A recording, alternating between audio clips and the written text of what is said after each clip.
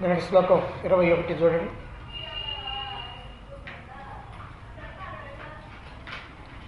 యాచిత్ ప్రభాత్వమితి మేయ విభాసయిత్రీ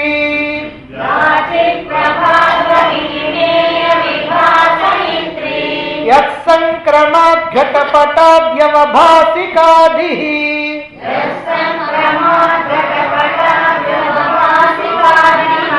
ఆ బ్రహ్మకీటమహమిత్యవభాసమానా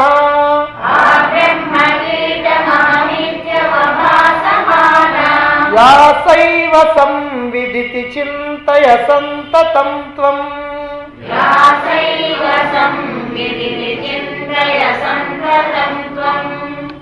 ఏ చిత్ప్రకాశం విషయ వస్తువుల్ని వెలిగించి చూపిస్తుందో, ఏ చిత్ప్రకాశం వల్ల ఈ సమస్తమైనటువంటి విషయ వస్తువుల్ని అన్నింటినీ కూడా ఈ ఇంద్రియాలు తెలుసుకుంటూ ఉన్నాయో, ఏ చిత్ప్రకాశం వల్ల బుద్ధి విచక్షణా జ్ఞానాన్ని కలిగి ఉంటున్నదో, ఇది ఫలానాది, ఇది ఫలానా వస్తువు, ఇది ఫలానందుకు ఉపయోగపడుతుంది అనేటువంటి విచక్షణ కలిగి ఉంటుందో, బ్రహ్మ నుండి కీటక పర్యంతం నేను నేను నేను అని అంతటా ఏదైతే ప్రకాశిస్తూ ఉన్నదో అదే సంవిత్తు, అదే ఆత్మ, అదే చిత్స్వరూపమైనటువంటి ఆత్మస్వరూపం, అదే నేను అని నిరంతరము కూడా విచారణ చేయాలి అని నిన్న మనం తెలుసుకున్నాం. మరి ఇంకా ఆత్మను గురించినటువంటి విచారణ ఎలా చేయాలి, ఇంకా ఏ విధంగా ఆత్మని మనం దృఢపరచుకోవాలి, నేను ఆత్మను అనేటువంటి విషయాన్ని గట్టి చేసుకోవాలి అనేటువంటి దానికి మరొక శ్లోకంలో చెప్తున్నారు. 22వ శ్లోకం చూడండి. జాగ్రన్ముఖ త్రివిధ ధామసు సాక్షిణేయ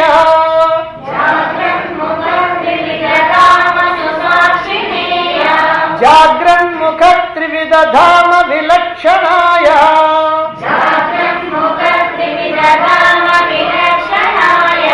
స్వప్నాద్యనుస్మృతి బలాత్ సతతైక రూప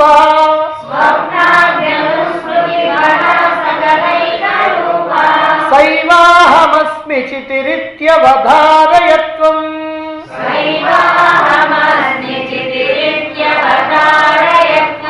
జాగ్రన్ముఖ త్రివిధ ధామసు సాక్షిణేయ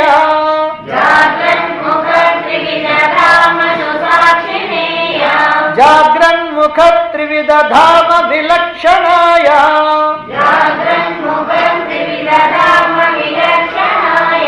స్వప్నాద్యనుస్మృతి బలాత్ సతతైక రూప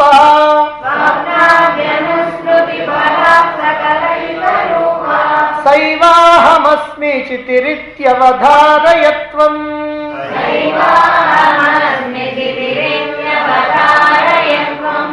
జాగ్రత్త ముఖ, జాగ్రత్త ముఖ, జాగ్రత్తతో మొదలయ్యేటువంటి త్రివిధామసు మూడవస్థల్లోనూ, జాగ్రత్తతో మొదలైన మూడవస్థలు అంటే జాగ్రత్త, స్వప్న, సుషుప్తి అనేటువంటి మూడవస్థల్లోనూ యా సాక్షినే ఏది సాక్షిగా ఉంటుందో, మూడు అవస్థల్లో కూడా ఏది సాక్షిగా ఉంటుందో, జాగ్రత్త ముఖ త్రివిధామ జాగ్రత్త మొదలయ్యే మూడు స్థానాలకి, మళ్ళీ జాగ్రత్త, స్వప్న, సుషుప్తి అనేటువంటి మూడు స్థానాలకి యా విలక్షణ ఏది వేరుగా ఉంటుందో, ఈ మూడు అవస్థలకి ఏది సాక్షిగా ఉంటుందో, ఏది వేరుగా ఉంటుందో.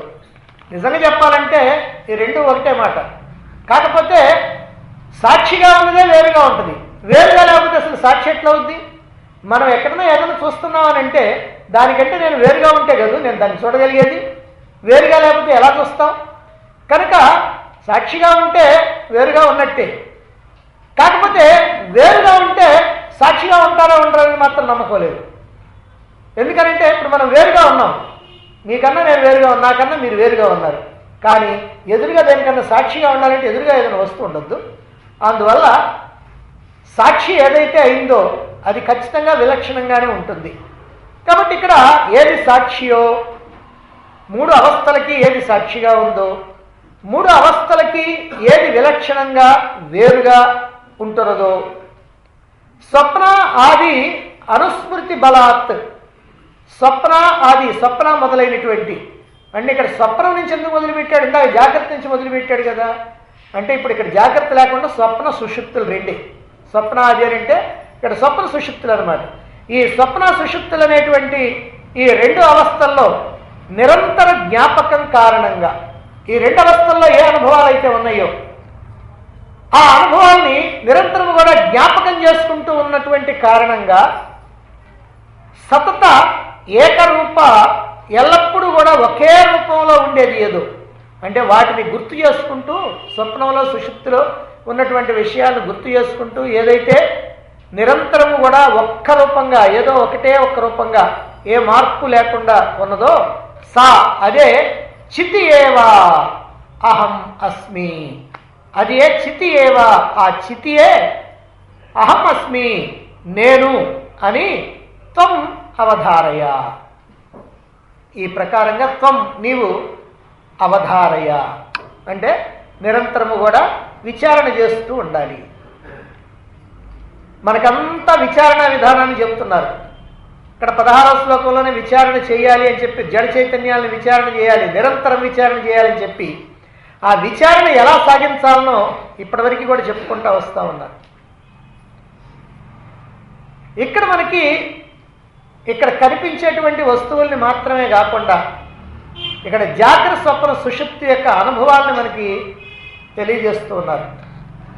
జాగ్రత్త అవస్థలోనేమో ఈ ప్రపంచంలో ఉన్నటువంటి వస్తువుల్ని విషయాల్ని భోగాల్ని చూస్తున్నాం, అనుభవిస్తున్నాం, తెచ్చుకుంటున్నాం, ఆనందిస్తున్నాం, అన్నీ చేస్తున్నాం. అలాగనే దుఃఖపడతా ఉన్నాం ఒక్కొక్కప్పుడు. ఇక స్వప్నావస్థ వచ్చినప్పటికల్లా స్వప్నంలో జరుగుతున్నటువంటి వాటిని అక్కడ స్వప్న పురుషుడు చూస్తున్నాడు, అనుభవిస్తున్నాడు, సుఖమో దుఃఖమో పడుతూ ఉన్నాడు. ఇక సుషుప్తి అవస్థకు వచ్చినప్పటికల్లా ఆ సుషుప్తి పురుషుడు ఏమీ తెలియనటువంటి అజ్ఞానంలో ఉంటున్నాడు, కేవలంగా ఉంటున్నాడు, ఆనందంగా ఉంటున్నాడు. ఈ మూడు రకాలైనటువంటి అనుభవాలు మనకి జాగ్రత్త స్వప్న సుషుప్తుల్లో ఉంటే ఈ అనుభవాలను మనకి అంటే మనకి తెలిసినటువంటి అనుభవాల్ని మనకి చెప్పి ఆ వాటిట్లో ఉన్నది ఈ చైతన్యమే, నువ్వే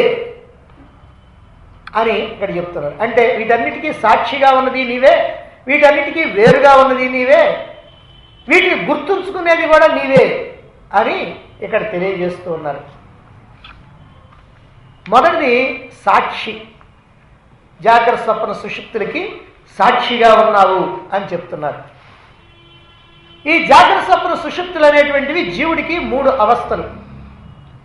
ఈ 3 అవస్థల్లో జీవుడు దర్శించేటువంటి లోకాలు కూడా వేరువేరుగా ఉంటాయి. 3 అవస్థలు వేరే, ఈ 3 అవస్థల్లో దర్శించేటువంటి లోకాలు కూడా వేరే. జాగ్రత్త ప్రపంచం, స్వప్న ప్రపంచం, సుషుప్తి ప్రపంచం. జాగ్రత్త అవస్థలో చూసేది జాగ్రత్త ప్రపంచం, స్వప్నావస్థలో చూసేది స్వప్న ప్రపంచం, సుషుప్తి అవస్థలో చూసేది సుషుప్తి ప్రపంచం. ఇక ఈ లోకాల్లో వ్యవహరించేటువంటి జీవుణ్ణి కూడా వేరువేరు పేర్లతో మనం పిలుస్తూ ఉంటాం. జాగ్రత్త అవస్థలో వ్యవహరిస్తున్నటువంటి ఈ జీవుణ్ణి మనం ఏ పేరుతో పిలుస్తున్నాం? విశ్వడు అని అంటున్నాం. స్వప్నావస్థలో వ్యవహరిస్తూ అనుభవాలు పొందుతున్నటువంటి జీవుణ్ణి తైజస్సుడు అన్నాం. సుషుప్తి అవస్థలో ఏ అనుభవాలు లేకుండా ఉన్నటువంటి పురుషుణ్ణి అక్కడ మనం ఏమంటున్నాం అంటే ప్రాజ్ఞుడు అని అంటున్నాం. ఇలా వేరువేరు అవస్థల్లో వేరువేరు పేర్లతో ఉన్నటువంటి జీవుడు వేరువేరు లోకాలను చూస్తూ వేరువేరు అనుభవాలు పొందుతూ ఉన్నాడు. మేలుకున్న అవస్థ ఏమో జాగ్రత్త అవస్థ. ఈ అవస్థ ఏదైతే ఉందో ఈ జాగ్రత్త అవస్థ, ఈ జాగ్రత్త అవస్థలో జీవుడు ఈ లోకంలో అనుభవాలు పొందుతూ ఉన్నాడు. స్వప్నావస్థ అంటే మనం నిద్రపోయిన తర్వాత వచ్చేది. అయితే నిద్రపోయిన తర్వాత ఎందుకు వస్తుందంటే శరీరం అలసిపోయి నిద్రపోతున్నాం కానీ మనసు అలసిపోలే. ముందు శరీరం అలసిపోద్ది, తర్వాత మనసు అలసిపోద్ది. శరీరం అలసిపోతే నిద్ర, కానీ మనస్సు అలవలేదు కదా, అందుకని అది మాత్రం మేలుకొని ఉంటుంది. మనం శరీరం నిద్రపోయినా మనస్సు మేలుకొన్నటువంటి అవస్థ ఏదైతే ఉందో అది స్వప్నావస్థ. అప్పుడేం జరుగుద్ది? ఈ మనస్సు ఒక ప్రపంచాన్ని సృష్టించుకుంటుంది. తన లోపల ఉన్నటువంటి వాసనలకు అనుగుణంగా ఒక ప్రపంచాన్ని సృష్టించుకుంటుంది. ఆ ప్రపంచంలో తిరగటానికి తన యొక్క ప్రతిరూపాన్ని కూడా సృష్టించుకుంటుంది. అలా సృష్టించుకొని ఆ ప్రపంచంలో ఆ జీవుడు తిరుగుతూ ఉండటం అనేటువంటిది అక్కడ ఒక కథ, అక్కడ ఒక లోకం, అక్కడ ఒక వ్యవహారం జరుగుతూ ఉంటుంది. ఇక ఎప్పుడైతే మనస్సు అలసిపోయిందో, అంటే శరీరం అలసిపోయింది కదా, తర్వాత మనస్సు కూడా అలసిపోయిందో, అంటే ఎప్పుడైతే ఈ స్వప్న ప్రపంచాన్ని సృష్టించుకుందో దాని పని అయిపోయింది.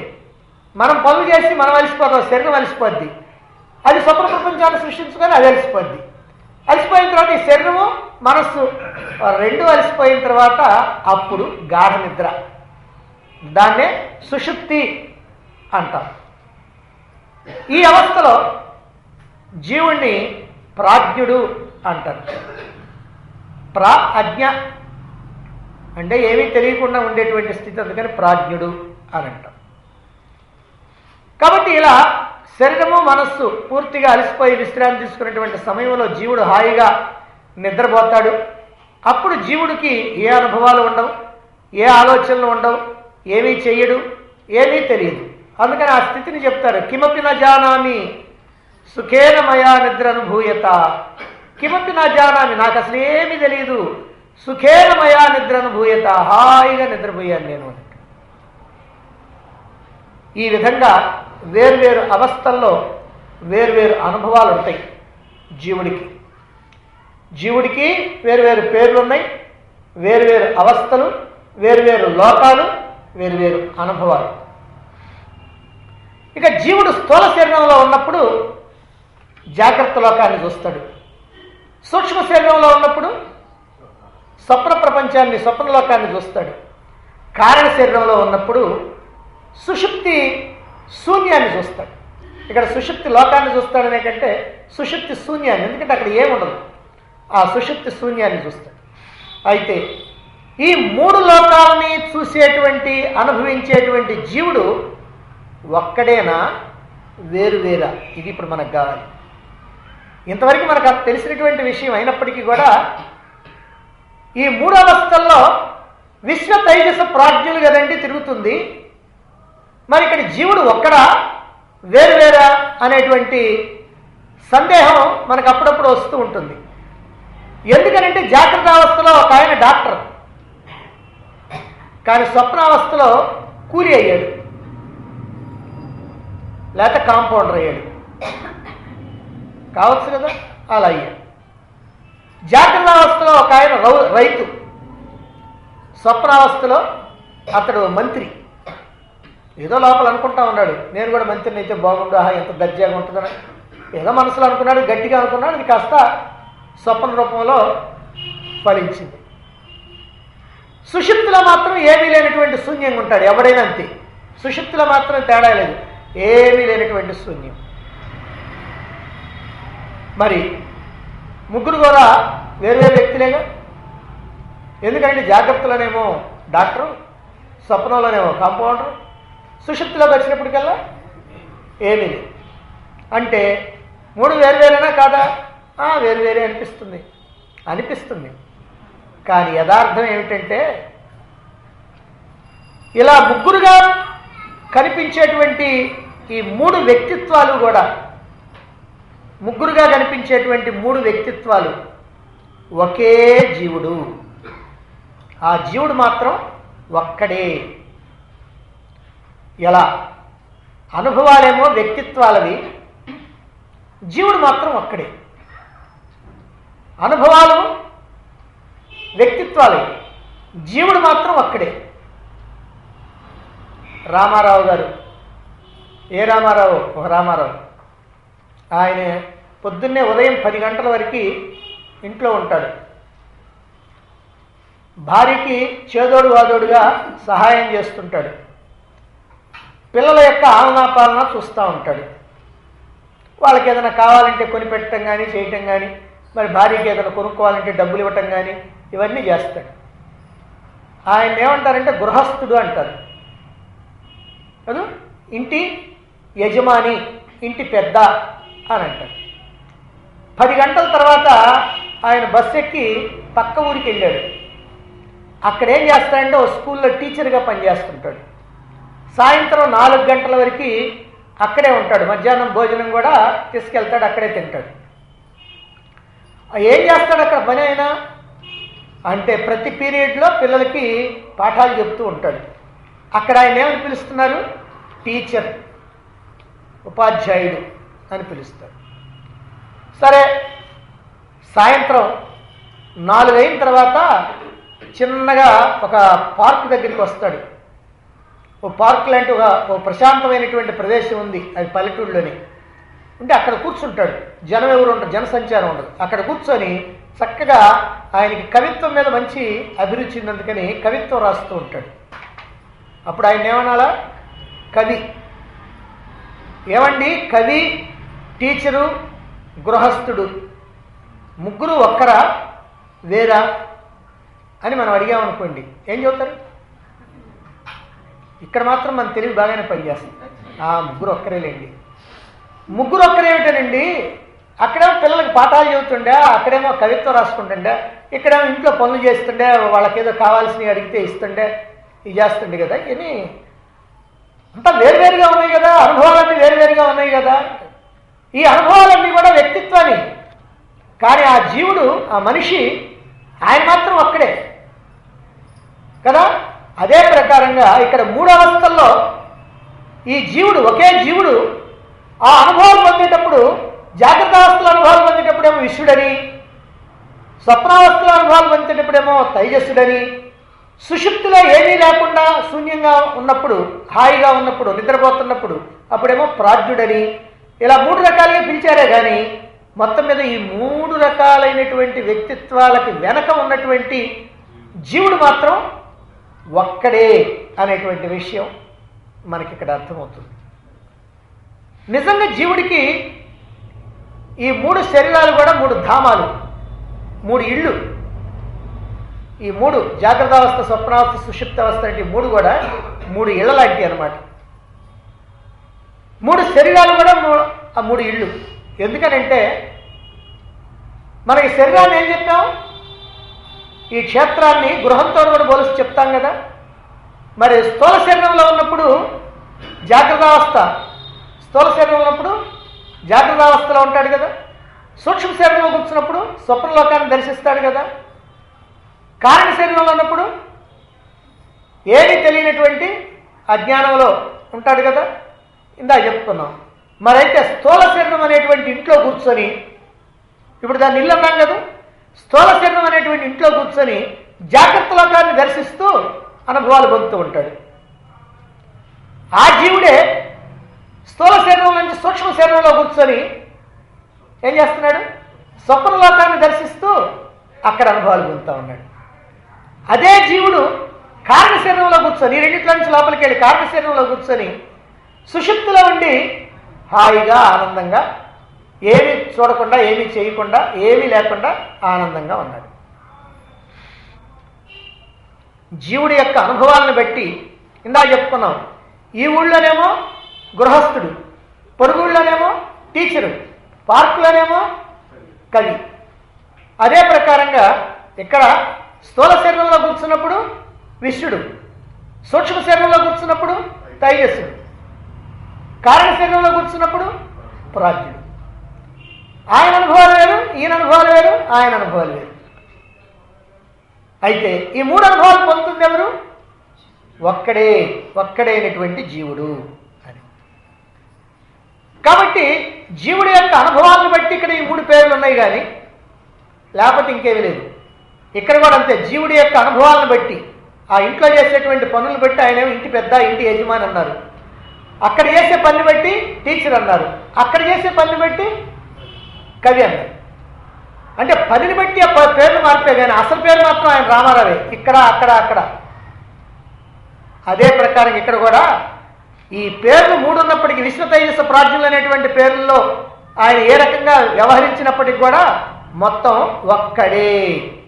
అలా ఒక్కడే కనుక కాకపోతే, ఒక్కడే కాదనుకోండి, మనం ఆపోజిట్లో ఆలోచిద్దాం. ఒక్కడే కాకపోతే ఏం జరిగేది? స్వప్నలోకంలో పొందినటువంటి అనుభవాల్ని ఎలా గుర్తుపెట్టుకుంటాడు?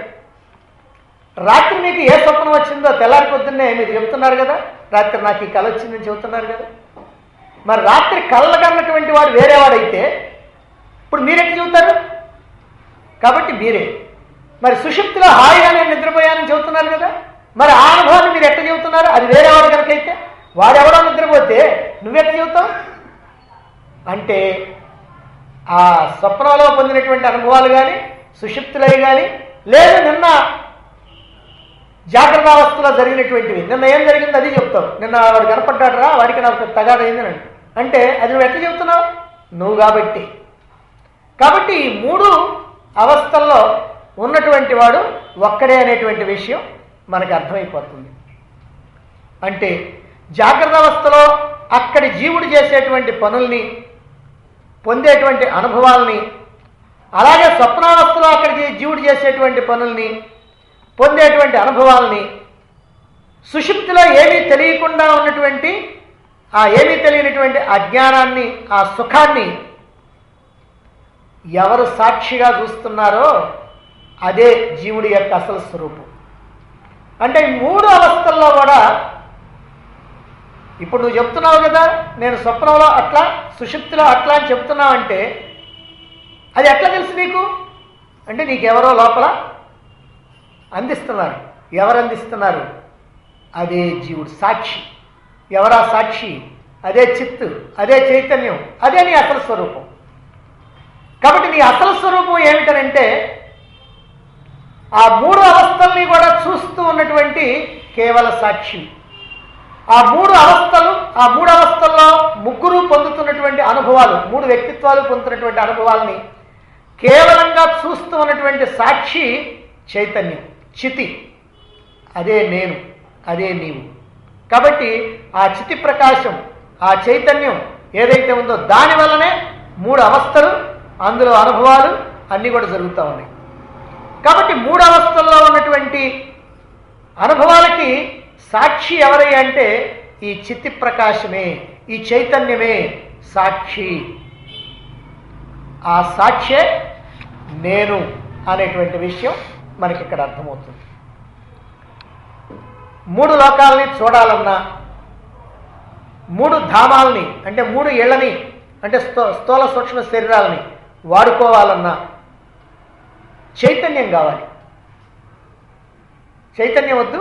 చైతన్యం లేకపోతే ఈ జాగ్రత్త అవస్థ, స్వప్నావస్థ, సుషుప్తావస్థ ఏమన్నా ఏ అవస్థలు ఉన్నాయి?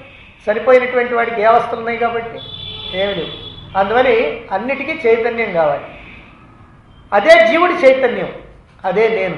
కాబట్టి నా వల్లనే ఇక్కడ విశ్వడు ఈ లోకంలో అనుభవాలు పొందుతున్నాడు. నా వల్లనే అంటే చైతన్యమైనటువంటి నా వల్లనే సుషుప్తిలో తైజసుడు అనుభవాలు పొందుతున్నాడు. అలాగనే చైతన్యమైనటువంటి నా వల్లనే సుషుప్తిలో అక్కడ ప్రాజ్ఞుడు ఏ అనుభవాలు లేకుండా కేవలం హాయిగా ఆనందంగా ఉన్నాడు. కాబట్టి చిత్తునైనటువంటి నేను, చైతన్యమైనటువంటి నేను విశ్వడు వేషంలో జాగ్రత్తావస్థలో ఉన్నాను. మళ్ళీ ఇంకొక భావంలో విశ్వడు వేషంలో, ఆ వేషం వేసుకొని జాగ్రత్తావస్థలో అనుభవాలు పొందాను. తైజసుడి వేషంలో స్వప్నావస్థలో అనుభవాలు పొందాను. మళ్ళీ సుషుప్తిలో ప్రాజ్ఞుడి వేషంతో అక్కడ అనుభవాలు పొందుతూ ఉన్నాను. ఏ అనుభవాలు లేకుండా ఉన్నాను. కాకపోతే 3 వేషాల్లోని 3 అనుభవాలు నాకు తెలుసు. 3 వేషాలు నాకు తెలుసు. ఈ ఊళ్ళో ఒక నాటకం వేసి ఒక వేషం వేసింది నేనే. ఇంకొక ఊళ్ళో కూడా నాటకం వేసింది మొన్న 10 రోజుల నాడు నేనే. ఇంకో నెల కిందట ఇంకో ఊళ్ళో కూడా నాటకం వేసింది నేనే. ఇక్కడ ఆ నాటకంలో నాకు ఒక పేరుంది, అక్కడ నాటకంలో ఒక పేరుంది, అక్కడ నాటకంలో ఒక పేరుంది. ఈ నాటకంలో నా పాత్ర స్వభావం వేరు, అక్కడ స్వభావం వేరు, అక్కడ స్వభావం వేరు. కానీ ఈ 3 కూడా నాకు తెలుసు. కారణం ఏంటంటే ఈ 3 కూడా నేనే, అదే చైతన్యం. కాబట్టి ఇక్కడ ఈ చైతన్యం అనేటువంటిదే నేను, తెలుసుకునేటువంటి చైతన్యమే నేను. కనుక నేను సాక్షిని. 3 అనుభవాలకి, 3 వ్యక్తిత్వాలకి నేను సాక్షిని. అయితే ఈ సాక్షే ఈ 3ంటికి కూడా వేరుగా ఉన్నది అని చెప్తున్నారు. నిజం. 3 అవస్థలకి వేరుగా ఉండేటువంటిదే ఆత్మ చైతన్యం. 3 అవస్థలకి వేరుగా ఉంటుంది. ఆ అవస్థల కన్నా ఆ అవస్థలు చూస్తూ సాక్షిగా ఉంటుంది. ఎప్పుడైనా అవస్థలు చూస్తూ సాక్షిగా ఉండేది వేరుగా ఉండకుండా ఎట్లా ఉంటుంది? అందుకని ఇక్కడ వేరుగా ఉన్నది. ఇక మూడో విషయం ఏమిటనంటే, ఈ 3 ధామాలు, ఈ 3 లోకాలు, ఈ 3 వ్యక్తిత్వాలు అంటే వీటన్నిటినీ కూడా తెలుసుకుంటున్నది కూడా నేనే అనేటువంటి విషయం కోసం అది చెప్పారు ఇక్కడ. దాన్ని ఇక్కడ చెప్తాను. 3 ధామాలు, 3 లోకాలు, 3 వ్యక్తిత్వాలు మారిపోతా ఉన్నాయి. మరి చిత్రైనటువంటి నేను కూడా మారిపోతున్నానా? అది నేను మారిపోతున్నానా? ఇక్కడ గృహస్థుడిగా ఉన్నప్పుడు, ఇంట్లో ఉన్నప్పుడు లుంగి కట్టుకొని ఇంట్లో పని చేయొచ్చు. బనీన్ వేసుకొని ఇంట్లో కట్టుకొని లుంగి కట్టుకొని పని చేయొచ్చు. కానీ స్కూల్కి కూడా ఆ డ్రెస్ తోటి పోతాడా? స్కూల్కి ఏ డ్రెస్ తోటి పోతాడు? ప్యాంటు షర్టు లేదా పంచా చొక్కా కండవో ఏదో ఒకటి వేసుకొని పోతాడు. అంటే ఇక్కడ ఉన్నటువంటి వాడు అక్కడ ఉన్నటువంటి వాడు ఒక్కడా కాదా? డ్రెస్ మారినంత మాత్రం మనిషి మారుతాడా? మారు. కాబట్టి విష్ణుడి వేషం వేసుకున్నావు, తైజసుడి వేషం వేసుకున్నావు, ప్రాచుడి వేషం వేసుకున్నావు. వేసుకున్నది ఎవరు? నువ్వే. కాబట్టి నువ్వు మాత్రం మారలా. వేషాలు మాత్రం మారినాయి కానీ నువ్వు మాత్రం మారలా. అదే ఇక్కడ చెప్తా ఉంది. వ్యక్తిత్వాలు మారిపోతున్నాయి కానీ చైతన్యమైనటువంటి నేను మారటం లేదు. అంటే ఈ చితి, ఈ చైతన్యం నిర్వికారం, వికారాలు లేనిది, అంటే మార్పులు లేనటువంటిది. అన్ని మార్పుల్ని గమనించేటువంటి సాక్షిగా ఉండి చూచేటువంటిది కనుక మార్పులకి అతీతమైనటువంటిది. చైతన్యంలో ఏ మార్పు లేదు. కానీ ఈ చైతన్యం ఒక వేషం వేసుకున్నప్పుడు అదిగో ఆ వేషం మారిపోతూ ఉంది. కాసేపు ఈ వేషం, కాసేపు ఆ వేషం, కాసేపు ఆ వేషంతో అలా మారిపోతూ ఉంది. కానీ చైతన్యం మాత్రం ఎప్పుడు కూడా ఏకరూపంతో ఉండేది. చితి ఏకరూపం. మార్పులు చెందేది కనుక అయితే జాగ్రత్త అవస్థలో చితి మారిపోతుంది. కాబట్టి జాగ్రత్త అవస్థ గుర్తుండడానికి వీల్లేదు.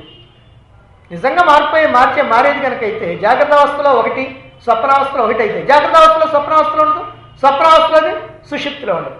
దీన్ని బట్టి మనం ఏం చెప్పుకోవాలి? అన్నింటిలో కూడా ఒకే చితి, ఒకే చైతన్యం ఉంది అని మనం అంగీకరించాలి. కాబట్టి ఇక్కడ ఏకరూపం ఒక్కటే. సుషుప్తిలో ఉన్నటువంటి చితి ఏదైతే ఉందో అదే మళ్ళీ మేలుకోవటంతో జాగ్రత్తలో ఉన్నటువంటి చితి కూడా. అంటే ఈ చైతన్యం అనుస్యూతంగా ఉంటుంది. అనుస్యూతం అని అంటే ముక్కలు ముక్కలు కాకుండా నిరంతరాయంగా ఆ చితి ఎల్లప్పుడూ ఉంటుంది. దాని వేషం మాత్రం అలా అలా బయలుదేరి వస్తూ ఉన్నది. ఈ కాసేపు ఈ వేషం, ఈ కాసేపు ఈ వేషం, ఈ కాసేపు ఈ వేషం. దాని ప్రయాణం మాత్రం ఆగల, అది అలాగ సాగిపోతానే ఉంది. అందుకని మనం ఏం చేస్తాం? ఉదయం 6 గంటల దగ్గర నుంచి మనం ఏ వేషం వేసుకుంటున్నాం? విష్ణుడి వేషం వేసుకుంటాం. ఉదయం 6 గంటల నుంచి ఎప్పటిదాకా? రాత్రి మళ్ళీ 10 గంటల దాకా లేదా 9 గంటల దాకా విష్ణుడి వేషం వేసుకొని ఆ తర్వాత ఆ వేషం తీసేవతల బారేసి తైజస్సుడి వేషం వేసుకొని ఆ వేషాన్ని మళ్ళీ తర్వాత కాసేపటికి తీసేసి ప్రాజ్ఞుడి వేషం వేసుకొని ఆ తర్వాత మళ్ళీ ఆ వేషం తీసేసి మళ్ళీ 6 గంటలు కాగానే మళ్ళీ మొదటి వేషం వచ్చేస్తుంది. ప్రతిరోజు ఇట్లా వేషాలు వేసుకొని తీసేసుకొని ఇలా మారిపోతూ ఉన్నాం. ఇలా మారే వాటిలో ఉన్నటువంటి మారకుండా ఉన్నటువంటి చితిని నేను. ఈ 3 అవస్థల్లో మారుతూ ఉండేటువంటి ఈ వ్యక్తిత్వాలకి ఆధారంగా మారకుండా ఉండేటువంటి చితిని, చైతన్యాన్ని నేను అనేటువంటి విషయాన్ని మనం ఎల్లప్పుడూ కూడా గుర్తుపెట్టుకోవాలి. ఇలా 3 అవస్థలకి, ఆ అవస్థల్లో ఉన్నటువంటి అనుభవాలకి సాక్షిని నేనే, అన్నింటికీ సాక్షిని నేనే అని నిరంతరం కూడా చింతన చేస్తూ ఉండాలా. ఎల్లప్పుడూ కూడా చింతన చేస్తూ ఉండు. అవభాసయ, సంతతం, నిరంతరం చింతయ, చింతించు, విచారణ చెయ్యి అని చెప్తున్నారు. ఈ విధంగా మనం నిరంతరం కూడా ఆత్మవిచారణ చేస్తూ ఉన్నట్లయితే మన యొక్క స్థితిలో మనం నిలవటానికి వీలవుద్ది. మన స్వస్థితిలో, మన ఆత్మస్థితిలో, మన మన మన యథార్థ స్థితిలో మనం నిలిచిపోవటానికి వీలవుద్ది. ఎప్పుడనంటే మనం ఇలా నిరంతరం విచారణ చేస్తూ ఉంటేనే. ఏదో అప్పుడు కాస్త రోజుకో 10 నిమిషాలు 15 నిమిషాలు విచారణ చేస్తే అది ఏ మూలకో పోతూ ఉంటుంది. అందుకని నిరంతరం కూడా విచారణ చేస్తూ ఉండాలి. కైవల్యోపనిషత్తులో కూడా ఒక మాట చెప్పారు దీనికి సంబంధించింది. జాగ్రత్త స్వప్న సుషుప్త్యాది ప్రపంచం యత్ ప్రకాశతే తద్బ్రహ్మాహమితి జ్ఞాత్వా సర్వబంధై ప్రముచ్యతే అని. జాగ్రత్త స్వప్న సుషుప్త్యాది ప్రపంచం యత్ ప్రకాశతే, ఈ జాగ్రత్త స్వప్న సుషుప్తి అనేటువంటి మూడు ప్రపంచాలను ఏది ప్రకాశింపజేస్తుందో, ఏ ప్రకాశం వల్ల ఈ జాగ్రత్త స్వప్న సుషుప్తి అనేటువంటి మూడు అవస్థలు ఉన్నాయో, ఇదేమిటండి ఏ ప్రకాశం అంటున్నారు? నిన్న చెప్పుకున్నాం కదా, మనం ఏదైనా ఒక వస్తువుని కనుక మనం చూడాలి అంటే ఆ వస్తువు మీద కాంతి పడాలి అని చెప్పుకున్నాం కదా. మరి ఈ మూడు అవస్థలు కూడా మనం తెలుసుకోవాలి అని అంటే ఏదో ఒక ప్రకాశం అక్కడ ఉండాలి. ఏమిటా ప్రకాశం అని అంటే అదే ఆత్మ చైతన్యం.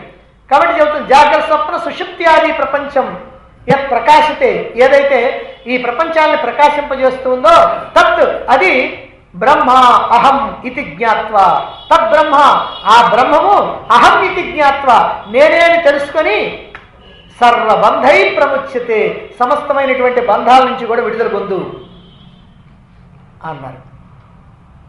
అక్కడ ఒకే ఒక్క మాటలో ఈ మూడు అవస్థల్ని ప్రకాశింపజేస్తున్నటువంటిది నువ్వే అని తెలుసుకో, ఆ బ్రహ్మము నేనే అని తెలుసుకో, దాంతో నీ బంధాలన్నీ కూడా తొలగిపోతాయి అని. ఇక్కడ కూడా ఈ మూడు అవస్థలకి సాక్షిగా ఉన్నది నేనే, మూడు అవస్థలకి వేరుగా ఉన్నది నేనే, ఈ మూడు అవస్థల్ని తెలుసుకుంటూ ఉన్నది కూడా నేనే అనేటువంటి భావాన్ని ఈ శ్లోకంలో చెప్పి ఇంకా ఎలా ఆత్మ విచారణ సాగాలనో, ఇంకా ఆత్మ లక్షణాలు ఏమిటో వాటిని గురించి ఇప్పుడు చెప్పబోతా ఉన్నారు. చూడండి తర్వాత శ్లోకం 23. ఇది ఆత్మ లక్షణాల గురించి చెప్పేటువంటి శ్లోకం. నోదేతి నాస్తముపయాతి నవృద్ధిమేతి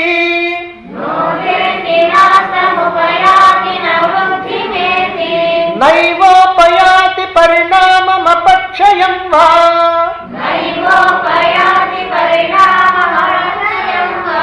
స్వాధ్యస్థ సర్వజననాది వికార సాక్షిం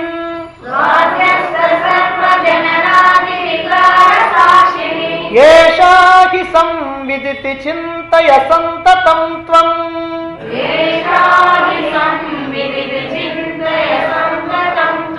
నోదేతి నాస్తముపయాతి నవృద్ధిమేతి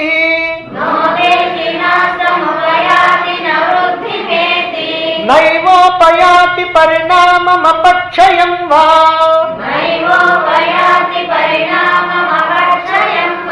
స్వాధ్యస్థ సర్వజననాది వికార సాక్షిం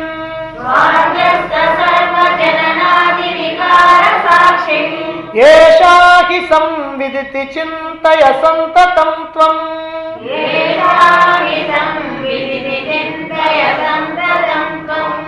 నా ఉదేతి, నా ఉదేతి ఇది పుట్టేది కాదు. ఏది? చైతన్యం సంగతి. ఇప్పుడు చితి చైతన్యం ఇది పుట్టదు. నా అస్తం ఉపయాతి, అస్తమించదు అంటే మరణించదు, అంటే పుట్టేది కాదు మరణించేది కాదు. నా వృద్ధిమేతి, వృద్ధి చెందదు అంటే పెరిగి పెద్దది కావటం అలాంటివి ఉండదు. నా అపక్షయం, క్షీణించదు, క్షయమైపోదు. పరిణామం నా ఉపయాతి, మార్పులేమీ చెందేది కాదు. ఇవన్నీ ఆత్మ లక్షణాలు అన్నమాట. పుట్టేది కాదు, చచ్చిపోయేది కాదు, వృద్ధి చెందేది కాదు, క్షీణించిపోయేది కాదు, మార్పులు చెందేది కాదు. స్వ అధ్యస్థం, స అధ్యస్థం, అధ్యస్థానంటే ఆరోపించబట్ట, అంటే ఆత్మ మీద ఆరోపించబడినటువంటి సర్వజనన ఆది వికార సాక్షిని, పుట్టుగా మొదలైనటువంటి అన్ని వికారాలకి సాక్షి ఏదైతే ఉందో ఏషా హి సంవిత్ ఇతి, ఇదే సంవిత్తు, ఇదే సంవిత్తు. సంవిత్ అంటే అన్నీ తెలుసుకునేటువంటి చిత్తు, ఇదే సంవిత్తు. ఇది అని త్వం సంతతం చింతయా, నీవు ఎల్లప్పుడూ కూడా విచారణ చేస్తూ ఉండు, భావన చేస్తూ ఉండు. కాబట్టి ఇక్కడ ఏం చెబుతున్నానంటే దాని యొక్క లక్షణాలు చెప్పి, అయ్యా ఇది పుట్టేది కాదు, మరణించేది కాదు, వృద్ధి చెందేది కాదు, క్షీణించేది కాదు, మార్పులు చెందేటువంటిది కాదు. ఇదంతా కూడా తన మీద ఆరోపించుకోవటం వల్ల, ఆత్మ మీద ఆరోపించబడటం వల్ల ఈ జనన మరణాలు ఏవైతే ఉన్నాయో, ఈ జనన మరణాలు అనేటువంటి వికారాలు ఏవైతే ఉన్నాయో అదే నేనే పడుతున్నాను అనుకోవటం జరుగుతుంది. కానీ వాటన్నిటికీ సాక్షిది. ఇలా విచారణ చేయి ఎల్లప్పుడు కూడా. నేను పుట్టేవాడిని పోయేవాడిని ఇలా అనుకోవటం కాకుండా, పుట్టేది పోయేది దేహం, నేను మాత్రం దీనికి సాక్షిని అనేటువంటి భావన నిరంతరం విచారణ చేయి. ఈ శ్లోకం యొక్క భావం ఏమిటంటే, మనం సాక్షి భావన ఎట్లా చేయాలి. సాక్షి భావన అంటే ఇక్కడ నిజంగా సాక్షి భావన కాదు, ఇది ఆత్మని గురించినటువంటి స్థిరత్వం మనలో కలగటం కోసం చెప్పినటువంటి మాట.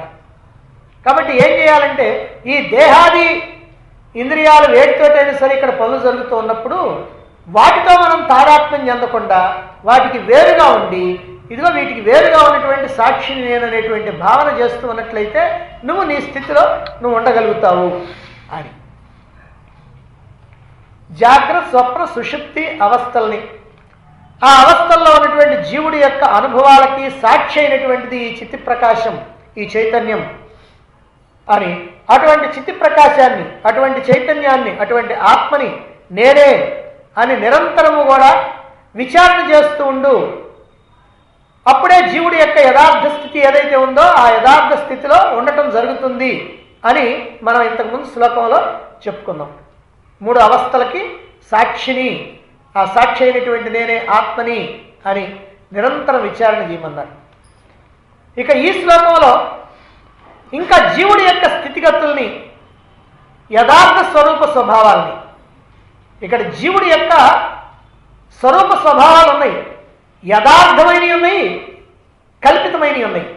ఎందుకు కల్పితం అని అంటే అధ్యస్థం కావటం వల్ల, ఆరోపించబడటం వల్ల. యథార్థం కాకపోయినా అది మన అనుభవంలో ఉన్నాయి. ఏది, నేను పుట్టేవాడిని, నేను పోయేవాడిని, నేను మంచివాడిని, నేను చెడ్డవాడిని, నేను పాపాత్ముడిని, నేను పుణ్యాత్ముడిని, ఈ భావాలన్నీ కూడా అధ్యస్థం, ఆత్మ మీద ఆరోపించబడ్డాయి. కానీ నిజంగా ఈ మన లక్షణాలు కావు. ఆ విషయమే ఇక్కడ ఈ శ్లోకంలో చెప్తూ ఉన్నారు. ఎలా విచారణ చేయాలి వీటిని. అంతేకాకుండా తన స్థితిని తాను మర్చిపోవటానికి కారణాన్ని కూడా తెలియజేసి, తన స్థితి తాను ఎందుకు మర్చిపోతున్నాం, మనం ఎందుకు మర్చిపోతున్నాం, నేను ఆత్మను అనేటువంటి విషయం తెలియజేసి దాన్ని సరి చేసుకొని గుర్తుంచుకునేటువంటి ఉపాయాన్ని ఇదిగో ఈ శ్లోకంలో మనకి తెలియజేస్తూ ఉన్నారు. ఆత్మ యొక్క స్థితిగతులు, లక్షణాలు ఏమిటో చెప్తున్నారు. ఆత్మ పుట్టేది కాదు, ఆత్మ మరణించేది కాదు, ఆత్మ వృద్ధి చెందేది కాదు, క్షీణించేది కాదు, అసలు ఏ మార్పులు లేనిది.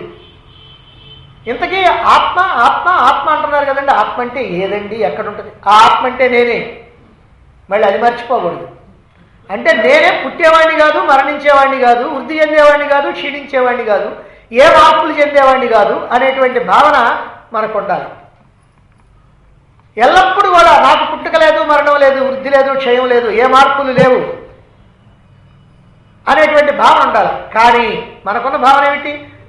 ఎప్పుడండి మీరు పుట్టింది? ఫలానా సంవత్సరం అండి, 1952లోనండి. వెంటనే మనం చెప్పేస్తాం, ఎప్పుడు పుట్టా? ఫలానా 52 అంటే నాకు పుట్టుకుంది. ఎంతకాలం బ్రతుకుతావా? ఇంకేముంది లేండి, ఇంకా 4 ఏళ్ళు, 5 ఏళ్ళు, 10 ఏళ్ళు, 15 ఏళ్ళు, ఏదో లేండి, ఇంకా ఏదో భగవంతుడు ఎంతవరకు ఆయుషిస్తాడో అంతవరకు అని అనేస్తూ ఉంటాం భక్తులుగా. మరి బర్త్డే మనం చేసుకుంటాం, డెత్ డే తర్వాత ఎవరో చేస్తారు. ఈ డే ఉంది, ఆ డే ఉంది. కాబట్టి ఇవన్నీ చేస్తున్నామంటే అర్థం ఏంటనమాట, ఈ పుట్టుక మరణం అనేటువంటివి మనకి ఉన్నాయి అనేటువంటి భావంలోనే మనం ఉన్నాం. మనకి పుట్టుక మరణం అనేటువంటి ఉన్నాయనే భావంలోనే ఉన్నాం. అయ్యే కాకుండా వృద్ధి క్షయాలు. నేను ఇప్పుడు ఇలా ఉన్నాను కానండి, చిన్నప్పుడు ఎంత బ్రహ్మాండంగా ఉండేవాడిని, ఎంత అందంగా ఉండేవాడిని, అందరూ నన్ను ఒకటే మీద ఎత్తుకునేవాళ్ళు, ముద్దు పెట్టుకునేవాళ్ళు. ఆ తర్వాత యవ్వనంలోకి వచ్చాం, కాలేజీలో ఉన్నప్పుడు ఆహా నా ఫోజ్ అప్పుడు చూడాలండి, కానీ ఇప్పుడు ఏముందిలేండి ఇట్లా అయిపోయాను అంటే ఏంటనమాట, చిన్నగా వృద్ధి, ఆ వృద్ధి తర్వాత క్షయం. ఇంకా 4 ఏళ్ళు పోయిన తర్వాత ఏముందిలేండి, మొహం అంతా ముడతలు పడిపోద్ది, పళ్ళన్నీ ఊడిపోతాయి, కళ్ళు కనపడవు, చెవులు వినపడవు, కాళ్ళు ఏమో నడవు, ఇంకేముందిలేండి నా పరిస్థితి అట్టా ఉంటుంది, ఇంకా తర్వాత ఎప్పుడొకప్పుడు అంటాం. అంటే అర్థం ఏమిటనమాట, ఈ వృద్ధి క్షయాలు ఉన్నాయి, పుట్టుక మరణాలు ఉన్నాయి, వృద్ధి క్షయాలు ఉన్నాయి, మార్పులు ఉన్నాయి అనేటువంటిది మన అనుభవం. మన అనుభవంలో ఉన్నటువంటిది ఈ విషయం అన్నమాట. మరైతే ఇక్కడ ఏమిటండి మరి ఎలా చెబుతున్నారు? ఏమంటే అది ఆత్మ సంగతి కదండి, నా సంగతి కాదు కదా అని అనుకుంటాం. కాదు, మన సంగతి. ఇలా అనుకుంటేనేమో అది ఆత్మ సంగతి, ఇది నా సంగతి అని అనుకున్నామంటే ఎప్పటికీ నేను ఇట్టనే ఉంటాను, అది అట్టనే ఉంటుంది. ఆత్మ అట్టనే ఉంటుంది, నేను ఇట్టనే ఉంటాను. కానీ అది నా సంగతి అనేటువంటి భావన కనుక వస్తే ఇప్పుడు నా యథార్థ స్వరూపం ఏమిటనేటువంటి విషయానికి వస్తాం. నేను ఆత్మని కనుకైతే మరి నాకు మరణం లేదు, పుట్టుక లేదు కదా, మరి ఇక్కడ మరణం ఉంది పుట్టుకుంది అంటున్నాను కదా, ఇప్పుడు ఏమిటి అనేటువంటి విచారణ సాగుద్ది.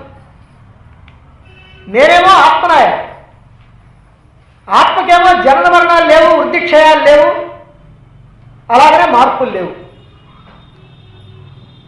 మరి నేనేమో అన్నీ ఉన్నాయని భావిస్తున్నాను, అందరికీ చెబుతున్నాను. ఎలా జరుగుతున్నది ఇది? ఎందుకని? ఏమయ్యా నువ్వు కాదులే, అది వేరేలే అని అంటావా? కాదు, అది నేనే. మరి నేనే ఇచ్చేటువంటి అయితే నేను ఇట్టేందుకు అనుకుంటున్నాను? నేను పుట్టుక మరణం లేనివాడిని అయితే ఉన్నాయని నేను ఎందుకు అంటున్నాను? ఎక్కడొస్తుంది తేడా? ఇదే భ్రమ, ఇదే అజ్ఞానం, ఇదే సరైనటువంటి జ్ఞానం లేకపోవటం, ఆత్మజ్ఞానం లేకపోవటం. ఏమిటంటే దేహం పుడతా ఉంది, ఒకప్పుడు మరణిస్తూ ఉంది. దేహం వృద్ధి చెందుతూ ఉంది. పుట్టినప్పుడు ఎంత ఉంది? ఓ మూరుడు. ఆ తర్వాత ఏమైంది? అలా అలా పెరుగుతూ ఉంది, వృద్ధి చెందుతూ ఉంది. సరే, తర్వాత ఏమైంది? క్షయం. అంటే కాస్త వంగిపోవటం, మరి ఏదో ముడతలు పడటం, ఇవన్నీ క్షయం. అంటే ఈ మార్పులన్నీ కూడా శరీరానికి జరుగుతూ ఉన్నాయి. ఈ విషయాన్ని మనం మర్చిపోకూడదు. శరీరానికి జరిగేటువంటి మార్పులను ఏం చేస్తున్నామంటే నా మీద ఆరోపించుకుంటున్నా. అధ్యస్థం, ఆరోపణ, అధ్యస్థం, ఆరోపించుకోవటం. శరీరానికి జరుగుతున్నటువంటి ఈ మార్పుల్ని నాకు జరుగుతున్నాయి అనేటువంటి భావనలో ఎందుకున్నామంటే శరీరమే నేను అనేటువంటి భ్రమలో, అజ్ఞానంలో ఉన్నాం కాబట్టి. ఇందాక చెప్పాం అజ్ఞానం, భ్రమ. ఏమిటి అజ్ఞానం అంటే దేహమే నేనేటువంటి అజ్ఞానం ఉంది. అందుకని దేహం మారితే నేను మారుతున్నాను అంటున్నాం. దేహం వృద్ధి చెందితే నేను వృద్ధి చెందానంటున్నాం. దేహం క్షీణిస్తే నేను క్షీణించానంటున్నాం. దేహం పుడితే నేను పుట్టానంటున్నాం, దేహం పోతే నేను పోయానంటున్నాం. అంటే దేహం నేననేటువంటి భావన అజ్ఞానం, ఈ తప్పుడు భావన, ఈ అధ్యస్థ, ఈ ఆరోపణ ఎప్పుడైతే ఉందో అప్పుడు ఇదిగో ఇలా జరుగుతూ ఉందన్నమాట. అందుకనే పుడుతున్నాను, చస్తున్నాను, వృద్ధి చెందుతున్నాను అనేటువంటి తప్పుడు భావన. ఇది నిజంగా మానసికమైనటువంటి ఊహ, ఓ భ్రమ, భ్రాంతి, కానీ నిజం కాదు. మరి నిజమేమిటి? నిజమేమిటంటే శాస్త్రాల ద్వారా, సద్గురువుల ద్వారా తెలుసుకొని మనసు ద్వారా జరిగినటువంటి పొరపాటు ఏదైతే ఉందో దాన్ని మనసు ద్వారానే సరి చేసుకోవాలి. ఇక్కడ నీ మనసు ద్వారా ఒక పొరపాటు జరిగింది. ఈ జరిగినటువంటి పొరపాటును మళ్ళీ మనసు ద్వారానే నువ్వు సరి చేసుకోవాలి. దేహమే నేను అనేటువంటి ఈ తప్పుడు భావన పోవాలి అంటే ఆత్మయే నేను అనేటువంటి నిజమైనటువంటి భావన నువ్వు చేయాలి. దేహమే నేను అనేటువంటి తప్పుడు భావన తెలుసుకోవాలి. ముందు తెలుసుకొని ఈ భావనలో ఇప్పుడు ఇంతకాలం నేను ఉన్నాను కాబట్టి ఇప్పుడు ఆ భావన పోగొట్టడం కోసం ఆత్మయే నేను, నేను ఆత్మను అనేటువంటి సరైనటువంటి భావన మళ్ళీ మనం చేస్తూ ఉండాలి. ఈ విధంగా చింతన ద్వారా మనలో ఉన్నటువంటి ఈ భ్రమని, మనలో ఉన్నటువంటి అజ్ఞానాన్ని మనం పోగొట్టుకోవాలి. అలా సరి చేసుకోవాలి అని అంటే దేహం యొక్క పుట్టుకని, పెరుగుదలని, క్షీణతని, మరణాన్ని, మార్పుల్ని అన్నింటినీ కూడా తెలుసుకునేటువంటి నేను సంవిత్తుని, ఆత్మని, సకలాన్ని తెలుసుకునే సాక్షిని అనేటువంటి భావన చేయాలి. దేహం యొక్క మార్పుల్ని నేను చూస్తున్నాను, అలా చూసేటువంటి నేను ఆత్మ చైతన్యాన్ని, సంవిత్తుని, ఆత్మను. ఈ జనన మరణాలు, ఈ వృద్ధిక్షయాలు, ఈ మార్పులు ఇవి నావి కాదు, ఇవి దేహానివి.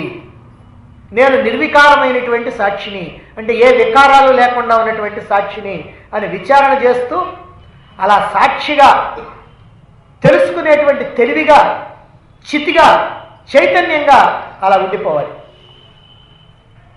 అలా ఉండిపోమనే ఈ శ్లోకం ద్వారా మనకి తెలియజేస్తూ ఉన్నారు. కాబట్టి అయ్యా నువ్వు దేహానివి కాదు, నువ్వు ఆత్మవి. మార్పులన్నీ దేహానికి ఉన్నాయి, ఆత్మమైనటువంటి నీకు లేవు. దేహమే నేను అనుకున్నావు కాబట్టి ఆ మార్పులన్నీ నీ అనుకుంటున్నావు. ఇప్పుడు నువ్వు ఈ పొరపాటును ఏం చేస్తావంటే ఆత్మయే నేనని తెలుసుకొని మార్పులన్నీ దేహాన్ని నావి కాదు అనేటువంటి విచారణ చేస్తూ ఉండు. అలా విచారణ చేస్తావంటే నువ్వు నీ స్వస్థితిలో ఆత్మస్థితిలో నువ్వు నిలబడిపోతావు అనేటువంటి విషయాన్ని మనకిక్కడ తెలియజేస్తూ ఉన్నారు. మరి ఇంకా ఎలా ఈ స్థితిలో నిలవాలనేటువంటి విషయాన్ని తర్వాత శ్లోకంలో చెప్తున్నారు, రేపు తెలుసుకుందాం.